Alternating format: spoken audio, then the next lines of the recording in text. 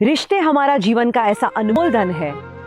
कहते हैं इंसान को सबसे ज्यादा सुख और सबसे ज्यादा दुख उसके अपने ही देते हैं। Relationship are very important, but कई बार हम उसकी कदर नहीं कर पाते। कई बार बहुत सारी मिसअंडरस्टैंडिंग हमारे बीच में होती है और इसीलिए हम दुखी होते हैं। अगर भगवान प्रसन्न हो जाए और वो आपको कहे कि आपको जो मांगना है मांगो, जितना धन दौलत ऐशो आराम गाड़ी बंगला मैं सब दूंगा, बट एक कंडीशन, वो धन दौलत के साथ वो बड़े महल में रहने के लिए आप अकेले होंगे, कोई अपना आपके साथ में नहीं होगा। मुझे बताइए, क्या ये वरदान आप स्वीकार करेंगे? Of course not. कोई भी इंसान इसको वरदान नहीं मानेगा, क्योंकि धन दौलत शोहरत सब कुछ हो, पर अगर अपने ही ना हो तो वो दुनिया फीकी पड़ जाती है। स्वामी विवेकानंद कहते हैं कि इंसान का सबसे बड़ा मिसअंडरस्टैंडिंग का या झगड़ों का कारण यही है कि इंसान हमेशा ये चाहता है कि मैं जैसा हूं, हम जैसे हैं, सामने वाला वैसा ही बर्ताव करे। नहीं, सामने वाला अलग है, उसकी परवरिश अलग हुई है, उसका बैकग्राउंड कुछ अलग है, उसका स्वीकार करना शुरू करो। सबसे इंपॉर्टेंट, हमारे रिलेशनशिप को अगर हम मजबूत करना चाहते हैं तो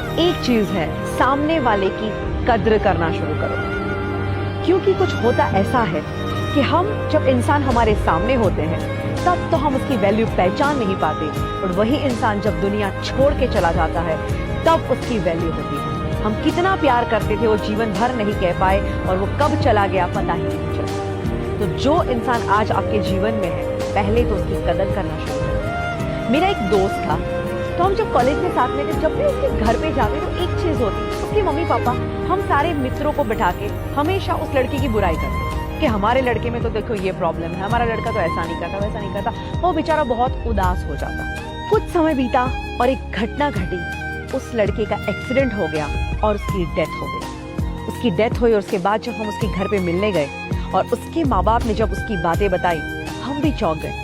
उन्होंने कहा हमारा लड़का तो हीरा था, हीरा, ऐसा लड़का कहीं हो ही नहीं सकता, इसके अंदर ये क्वालिटीज थी, ये गुण थे, ऐसा था वैसा था, इतनी अच्छी अच्छी बातें जो शायद हम दोस्त होके भी कभी नहीं जान पाए। ऐसी बातें सुनाई। मुझे कहना था, मैं नहीं कह पाई, बट मुझे लगा कि शायद कभी एक बार आप ये सारी बातें अपने लड़के को बता देते तो।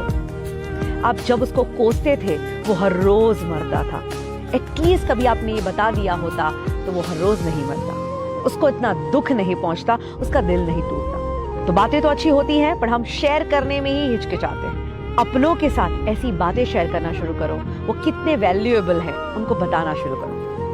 अपनों के लिए कभी भी कुछ करो तो उन्हें सुनाना बंद करो। हम क्या करते हैं, अक्सर अपनों के लिए कुछ करते हैं और फिर उसे सुनाते हैं, देख तेरे लिए मैंने ये किया, देख मैंने तेरे लिए ये किया, और सबसे ज्यादा वो हर्टिंग होता है। एंड कई बार मैंने देखा है, कई बार पेरेंट्स एक दूसरे को बहुत सुनाते हैं, हस्बैंड वाइफ एक दूसरे को बहुत सुनाते हैं, एंड होता क्या है, बाद में उसी शब्दों की कोई वैल्यू नहीं होती, और कई बार इसी शब्दों की वजह से लोग आपको हेट करना शुरू कर देते हैं। मधुमक्खी होती है, वो बहुत मेहनत करती है, एक एक फूल में से रस चूस के लाती है और हनी बनाती है। ये मीठा शहद सबको अच्छा लगता है, पर मधुमक्खी को कोई रखना नहीं चाहता। क्यों? क्योंकि वो मेहनत तो करती है पर वो डंक मारती है। एंड जब आप अपनों को ताने मारते हैं, दैट मीन्स आप उनको डंक मारते हैं। तो हो सकता है कि आपके काम शहद जैसे होंगे, बट अगर आपकी डंक मारने की आदत होगी तो आपके अपने भी आपसे दूर भागना शुरू कर देंगे। कई बार हमारा बिहेवियर भी अपनों के साथ इतना गलत होता है, गलत शब्दों के साथ हमारा बर्ताव भी लोगों को अपनों से दूर कर देता है। मैं तो देखती हूँ कई बार लोगों का बर्ताव इतना रूड होता है, इतना रफ होता है कि कई घरों में ऐसी हालत है कि कुछ लोग ऐसे होते हैं जो घर में आते हैं और घर वाले खुश हो जाते हैं, और कुछ लोग ऐसे होते हैं जो घर से बाहर जाते हैं और घर वाले खुश हो जाते हैं। तो जरा चेक कीजिएगा कि आप कौन सी कैटेगरी में आते हैं। रिलेशनशिप में मैं हमेशा कहती हूँ कि अपना रिमोट अपने हाथ में रखो। कई बार हम क्या करते हैं, अपना रिमोट सामने वाले के हाथ में दे देते हैं। अब उसके हाथ में है, उसकी मर्जी, उसने हंसाया आप हंसने लगे, उसने कुछ ऐसा कर दिया आप गुस्सा करने लगे। तो आप अपना रिमोट कंट्रोल क्यों किसी और को देते हैं? कई बार लोग कहते हैं मैम सामने वाले का बर्ताव ही ऐसा होता है, मैं क्या करूं, मुझे भी गुस्सा आ जाता है। तो मैं उसके लिए गौतम बुद्ध का एक सुंदर एग्जाम्पल देना चाहती हूँ। एक बार एक इंसान थे जो गौतम बुद्ध से बड़ी नफरत करते थे, और उनको लगा कि आज तो गौतम बुद्ध के साथ जाके झगड़ा किया ही जाए। जैसे ही गौतम बुद्ध नजर आते हैं, ये उनके ऊपर गालियां निकालना शुरू करते हैं, गालियों की बारिश करते हैं। तुम ऐसे हो, तुम वैसे हो, और गौतम बुद्ध को सबके सामने अपमानित करते हैं। इतना बोलने के बावजूद भी गौतम बुद्ध शांति से बैठे बैठे मुस्कुरा रहे हैं। वो इंसान कहते हैं, मैं तुम्हें इतनी गालियां निकाल रहा हूं और तुम मेरे सामने हंस रहे हो। गौतम बुद्ध बड़े प्यार से कहते हैं, मैं हंस रहा हूं, उसका एक रीजन है। ये कहता है, क्या रीजन है? गौतम बुद्ध बड़े प्यार से कहते हैं कि तुम हमेशा कहीं ना कहीं किसी ना किसी के घर पे जरूर जाते होंगे। वो कहता है, हाँ।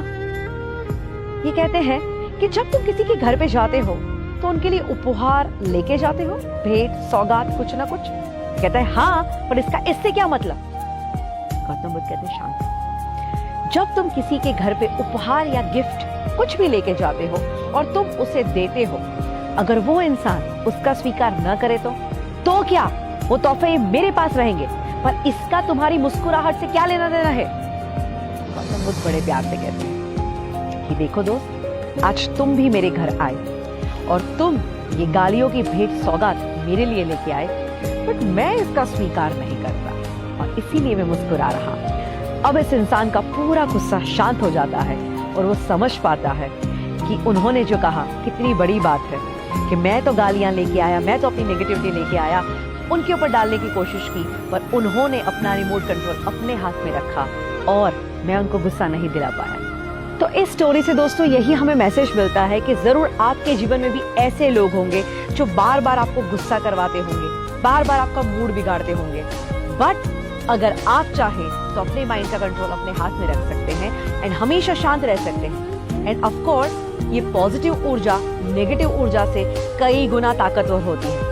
अगर आप शांत रहेंगे तो सामने वाला कितना गुस्सा कर पाएगा। ऐसी छोटी छोटी टिप्स अगर आप जिंदगी में फॉलो करेंगे तो डेफिनेटली आप अपने रिश्तों में और अपने नेचर में एक बहुत बड़ा पॉजिटिव बदलाव ला पाएंगे। सो मैं इतना ही कहूंगी कि आज से ही अपने रिलेशनशिप को महत्व देना शुरू कर दो, सामने वाले की कदर करना शुरू करो, उसको ताने मारना बंद करो और सामने वाले के हाथ में अपने माइंड का रिमोट देना बंद कर दो।